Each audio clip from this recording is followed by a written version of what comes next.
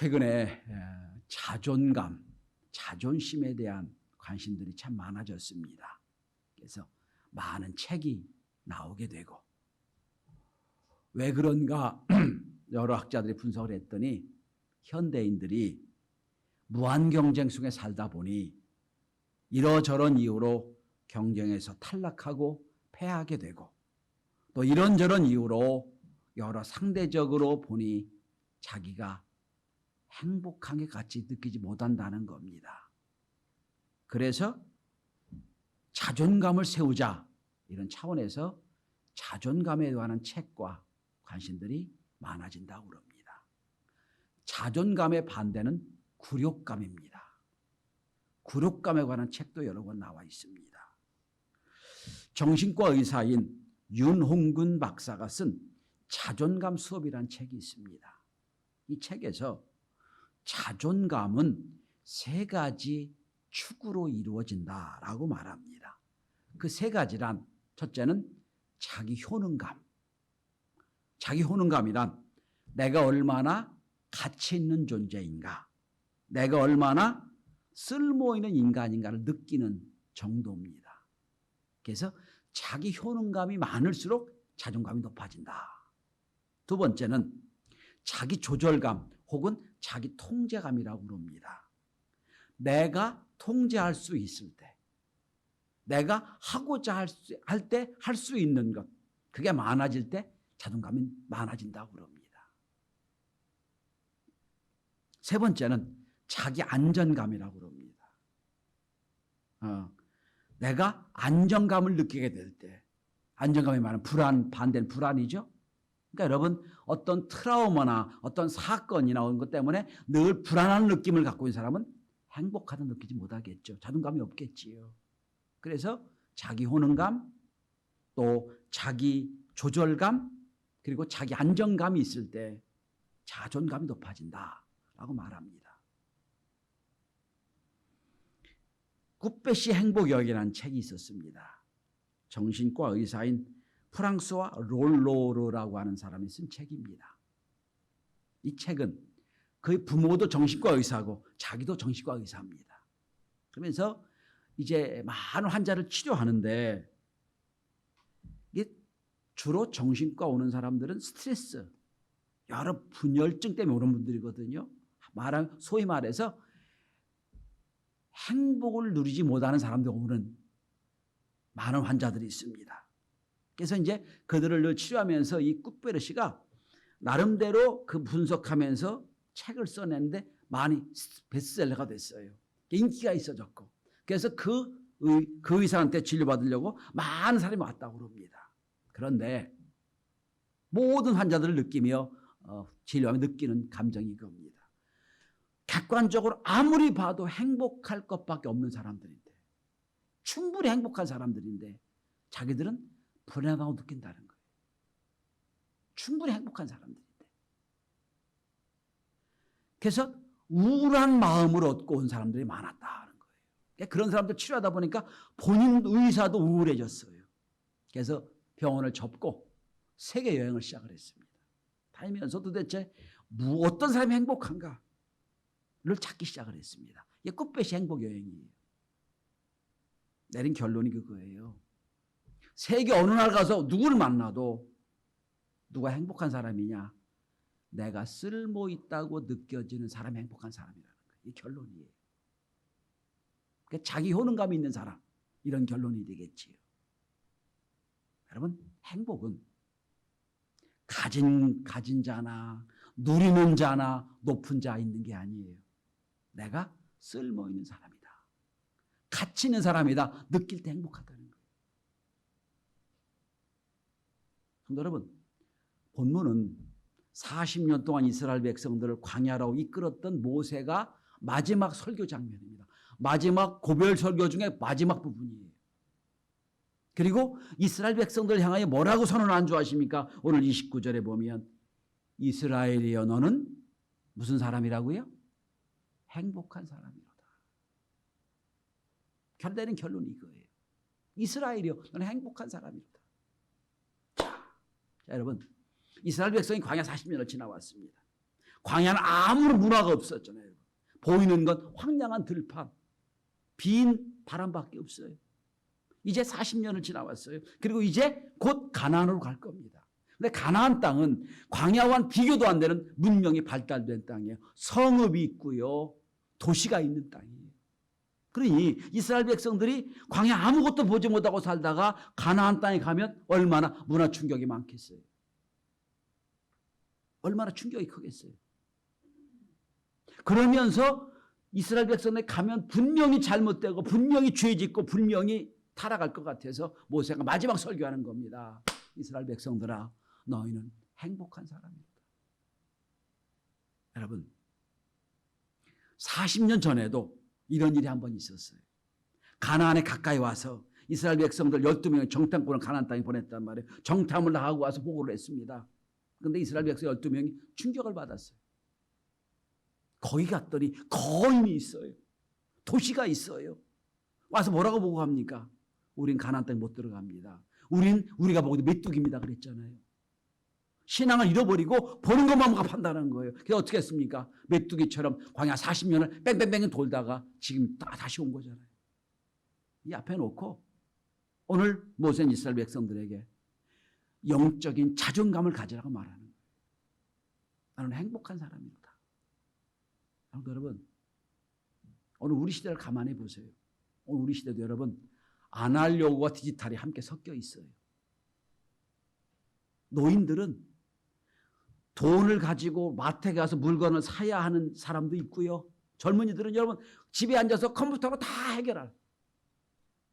뭐 밖에 나갈 때 동전 하나도 안 갖고 카드 하나 갖고 다니는 이런 사람들과 함께 섞여 살아요. 이 문화적인 혼재가 됐어요. 예배도 마찬가지예요, 여러분. 어떤 예배학자는 대면 예배는 예배다라고 하는 학자도 있고 어떤 예배학자는 사이버로도 성례식이 가능하다라고 하는 예배학자도 있어요. 막 혼재가 돼 있어요. 지금. 정신적으로 가치가 지금 충돌되고 있습니다. 젊은이들은 뭐 여러 가지 그저 아시는 대로 인스타그램, 페이스북 여러 가지 SNS 통해서 사이버 세상을 만들어 놓고 그 사이버 세상이 자기 세상인 줄 아는 사람도 있고요. 이게 도대체 현실과 사이버가 경계가 없어졌어요. 뭐가 뭔지 모르겠어요. 이 시대에. 오늘 하나님이 우리에게 말하는 우리의 영적인 자존감이 뭘까요? 가장 건강한 자존감이 뭘까요? 돈이 많이 벌으면 자존감이 높아질까요? 내가 높은 위치에 올라오면 자존감이 높아질까요? 내가 다른 사람들이 다 알아주는 SNS에서 수백만 원을 거느린 팔로워가 많으면 내가 자존감이 높아질까요? 아니에요. 가장 건강한 자존감은 나는 행복한 사람이라도 하는 자존감이에요. 왜 그렇지요? 아니 내가 행복하다는데 어떤 유혹이 와도 넘어가질 않아요. 난 지금 충분히 행복해. 충분히 누리고 있어. 핫한 마귀가 유혹할 수가 없어요. 여러분. 왜 현대인이 불행하냐? 왜 열등감 속에 사느냐면 철학자 라캉이 말했지요. 현대인이 외로운 이유는 타인의 욕망을 욕망하기 때문이에요. 다른 사람이 부러워하는 것 나도 부러워해요. 그래서 타인의 눈을 따라보고 살다 보니 내가 가진 걸 누리지 못하고 사는 거예요. 오늘 가나안 땅을 앞에 놓고 이스라엘 백성들, 앞으로 수많은 경험을 할 이스라엘 백성들, 새로운 세대를 앞에 놓고 이스라엘 백성들에게 오늘 사도 바울, 오늘 베드로는, 오늘 모세는 이렇게 말합니다. 너는 행복한 사람이로다. 영적인 자존감을 높여주는 거예요. 저는 오늘 시대에 여러 가지 부족해요. 직업도 가진 것도 누리는 것 별로 없어요.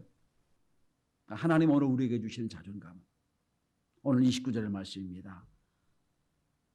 아무개여 나는 행복한 사람이로다. 우리 옆에 있는 사람을 마스크 썼으니까 말을 못하겠고 거기 보면 이렇게 인사합시다. 당신은 행복한 사람입니다. 시작. 자, 그러면 도대체 모세가 보기에 왜 이스라엘 백성은 행복한 사람이냐 하는 겁니다. 첫째로 29절에 보면 구원받은 백성이기 때문에 행복한 사람이에요. 29절 이렇게 모세가 말합니다. 여호와의 구원을 너같이 얻은 백성이 누구냐. 여러분, 인생에서 가장 중요한 것은 그가 제일 많이 쓰는 단어에 결정됩니다. 여러분, 일주일 동안 무슨 단어를 제일 많이 썼어요? 대개는 우리 입에서 제일 많이 나온 단어가 돈이란 단어입니다. 돈 하고 살았어요. 여러분, 구원받은 사람은 적어도 여기서 달라져야 됩니다. 우리가 돈하는 세상에 살면서 우리는 영혼, 구원, 축복, 하나님, 은혜 이런 단어가 많이 튀어나와야 돼요. 그래야 우리 구원받은 사람이에요.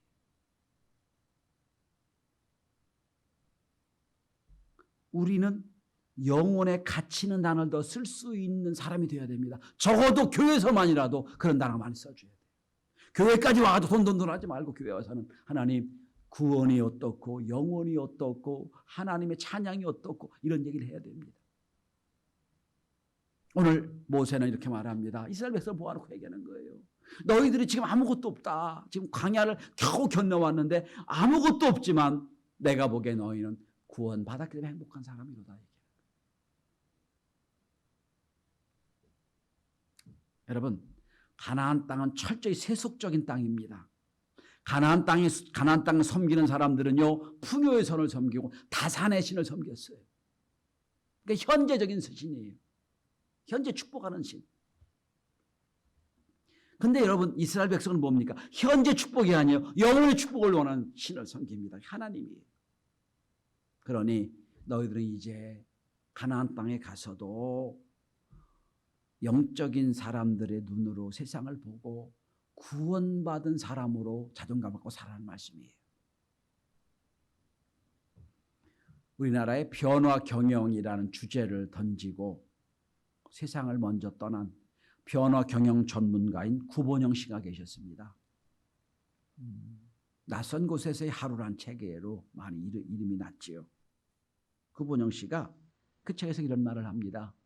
공허하고 무의미한 삶이 날마다 똑같은 옷을 입고 우리를 찾아올 때가 있다. 날마다 똑같은 일을 하고 공허한 삶을 살 때가 있다는 거예요. 근데 왜 그런지 생각해 봤다. 이상하게도 그 이유는 죽음이 없기 때문이다 라는 말을 했어요. 내일도 살 것처럼 계속 이 땅에 살 것처럼 사니까 인생이 무의미하고 인생이 날마다 루틴하다는 거예요. 여러분, 예수 믿는 사람이 아니에요. 이 사람은. 여러분, 하루살이가 있었습니다.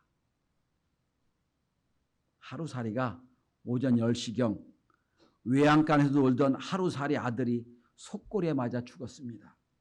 하루살이 가족들이 모여서 장례식을 치르고 이렇게 위로했습니다. 어린 나이에 죽어 너무 아깝다. 오후 3시쯤 한 마리가 또 잠자리에 먹혀버린 사건이 발생했습니다.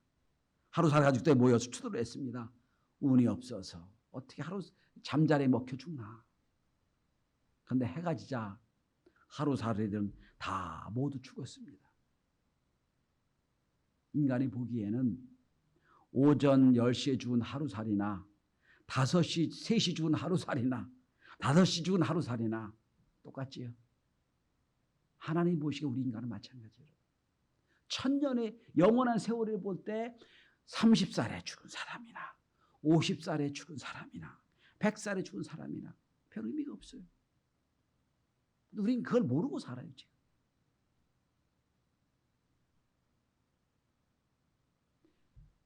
이걸 뛰어넘는 가치가 뭡니까? 구원이라는 가치. 영원히 사는 구원. 응? 그러니까 가나안 땅에 가면 너희는 날마다 이 땅의 삶만 가지고 참 판단할 텐데 그거 넘어가란 말이에요. 너같이 구원 얻은 백성이 누구냐 하는 거예요. 성도 여러분, 베드로는 이렇게 표현합니다. 너희는 택하신 족속이요, 거룩한 백성이요. 우리를 택하신 백성. 이 땅에 파리살이 하루살이처럼 하루 살다 끝날 사람들이 아니에요, 여러분. 그러니 구원받은 백성이니까 우리는 충분히 행복할 근거가 됩니다. 날마다 구원받은 백성의 자존감을 가지고 오늘도 행복하게 살아갈 수 있길 바랍니다. 두 번째입니다. 왜 행복한 사람이 됩니까? 왜 모세가 보기에 있어서 행복한 사람입니까? 그건 하나님의 인도함을 받은 백성이기 때문입니다. 여러분 27절에 보면 영원하신 팔이 내 아래에 있고 내 앞에서 대적을 쫓으시며, 그죠? 그 다음에 여러분 29절 마지막에 보면 뭐라고 봅니까? 그는 너를 돕는 방패시오 내 영광의 칼이시로다 표현합니다. 여러분 구원받은 백성이란 뜻은 그 속에 적어도 세 가지가 함께 있습니다. 너를 인도하시고 너를 보호하시고 너를 지켜준다는 거예요. 이게 함께하는 거예요, 여러분. 구원받았다는 것은 내가 내 인생을 인도한다는 뜻이고요. 내가 너와 함께 한다는 뜻이고요. 너를 보호하고 지켜주겠다는 뜻이 함께 있는 거예요. 오늘 모세는 이렇게 말합니다. 하나님의 팔이 내 앞에 있고 하나님이 너를 돕는 자시고 하나님의 방패가 내 앞에 있다는 거예요. 여호와의 칼이 내 앞에 있다는 거예요. 자, 여러분 이스라엘 백성은 40년 한번 보세요. 전쟁이 오면 아말렉과 싸울 때 하나님이 칼을 들이셔 다 죽여버렸죠. 그죠? 밤에는 구름 기둥, 밤에는 불 기둥, 낮에는 구름 기둥 인도해 주셨죠. 인도해 주셨죠. 어떡합니까? 또 물이 없으면 물 주시고 아침마다 만나를 주셨지요. 그러니까 하나님이 이스라엘 백성을 구원했습니다. 애굽에서 구원했습니다. 구원은 끝난 게 아니에요. 구원한 그 다음부터 하나님이 책임져 주신 인생이 되는 거예요. 이게 인도함을 받는 거예요. 성도 여러분, 오늘 우리가 주 앞에 나와 예배합니다. 왜 예배합니까? 하나님이 나를 책임져 준 사람이거든요. 그래서 하나님께 감사하는 거예요. 여러분, 이스라엘 백성 앞에서 모세도 이런 경험을 한 거예요. 하나님이 모든 남자를 다 죽이라는 때 하나님이 모세를 택하셨지요. 부모를 통해 키워주셨지요. 죽을 수밖에 없을 때 바로의 공주가 그를 픽업해가지고 그를 40년 동안 키웠잖아요. 뿐만 아닙니다. 애굽 공부를 다 마친 다음에 광야로 40년을 보내서 광야 군을전시켰어요. 그리고 나서 하나님이 이스라엘을 구하는 거예요. 자, 나를 택하셨고 나를 보호해 주셨고 나를 인도해 주셨고 여기까지 온 거예요. 신앙의 위인들은 절대적인 절명의 상황에서도 담대한 이유가 있어요. 이걸 믿었기 때문이에요. 다윗은 날만 쫓겨다니며 살았어요. 그런데 넌 이런 고백을 합니다. 시편 23편 여호와는 나의 목자시 내가 부족함이 없도다. 왜? 지켜주시고 인도하시고 보호하시고 믿었기 때문이에요.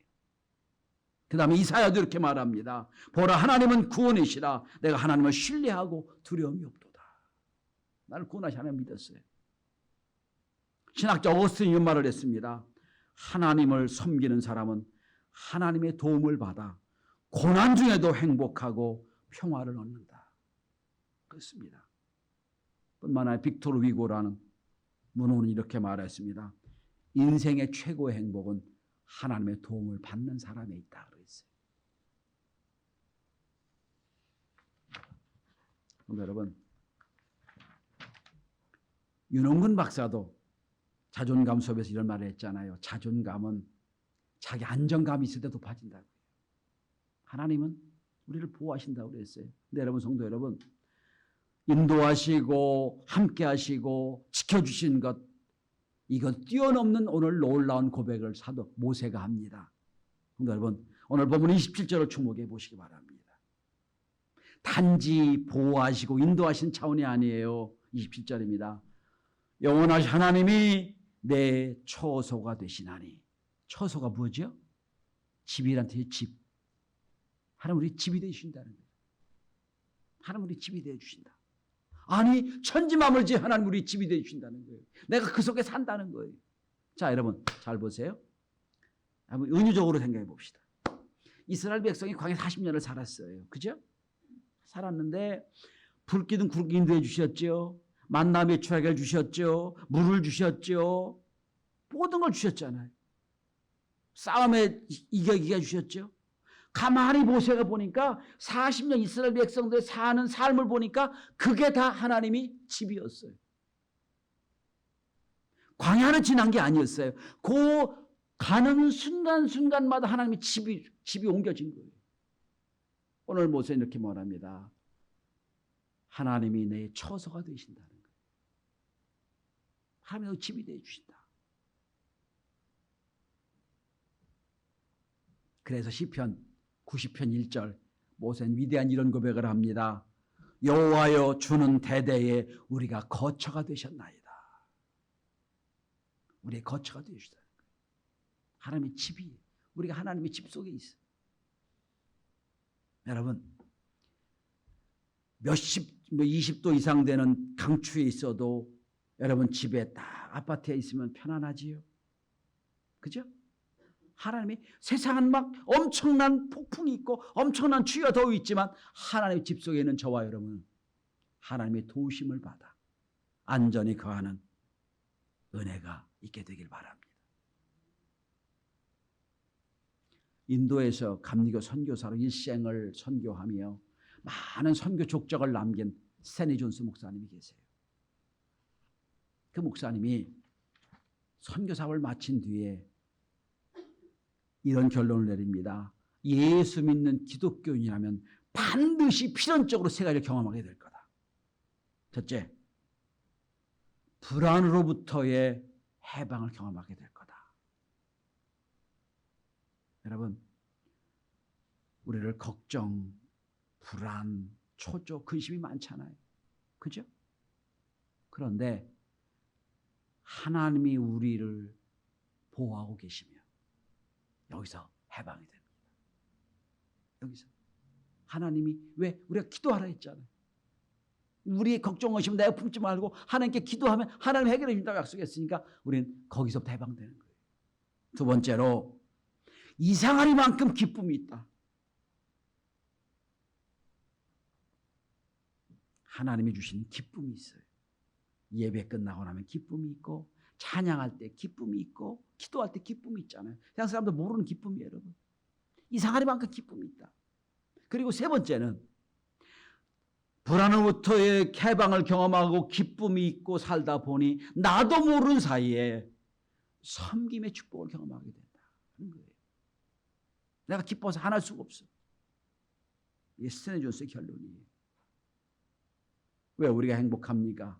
하나님 우리의 처소가 되어주시기 때문에. 우리를 인도하셨고 우리와 함께 계시고 우리를 지켜주신 분이기 때문에 행복합니다. 마지막 세 번째입니다. 왜 우리가 모세가 보기에 행복하다고 얘기합니까? 여러분 오늘 28절에 보면 하나님의 축복을 약속받은 백성들이기 때문에 행복합니다. 28절 봅니다. 자,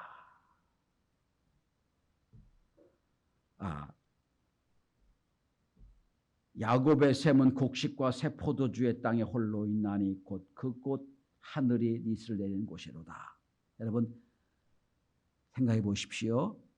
광야에서 제일 필요한 게 뭘까요? 물이죠. 그죠? 근데 단어를 보세요.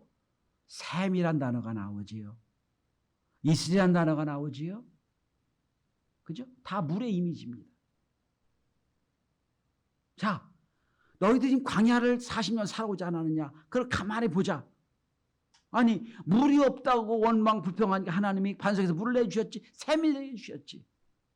아침마다 물이 없다고 하니까 하나님이 이슬을 주셨지요. 그 이슬을 먹고 짐승이 살고 이슬을 먹고 사람이 살았어요. 일상에서의 은혜가 뭡니까? 이슬의 은혜예요.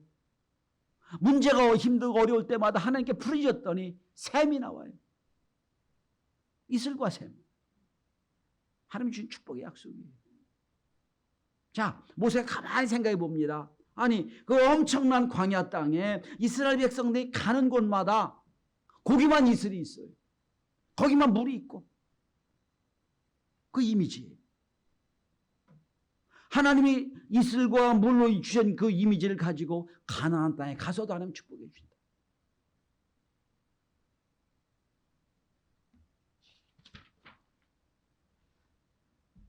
전 성도 여러분, 우리 경신의 모든 교우가 이 2021년 한 해 동안 일상의 날마다 이슬의 은혜가 충만히 맺혀지길 바랍니다.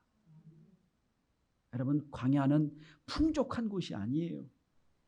그러나 하나님과 함께하면 부족함은 없어요. 그 다음에 다 물이 없어 죽는데 하나님이 거기에 반석에서 샘을 내주시는 거예요.